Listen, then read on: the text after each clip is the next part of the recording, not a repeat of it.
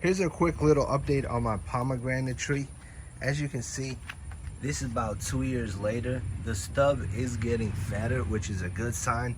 But the issue that I'm having with this one, it is constantly blossoming. As you can see right here, blossoming. Right here we have a small pomegranate.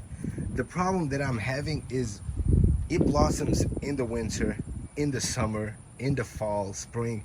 Like every single season it re-blossoms. I'm not sure what I'm doing wrong, but it constantly blossoms. And these little pomegranates, they get the size of this little ball. As you can see, it's still got a lot more room to grow. And then the tree just like dries up, and then like a couple weeks later it starts blossoming again with brand new leaves and brand new fruit. So if you guys know what I'm doing wrong, let me know in the comment section below. As always, hit the like button, subscribe, and see you in the next one. Peace out.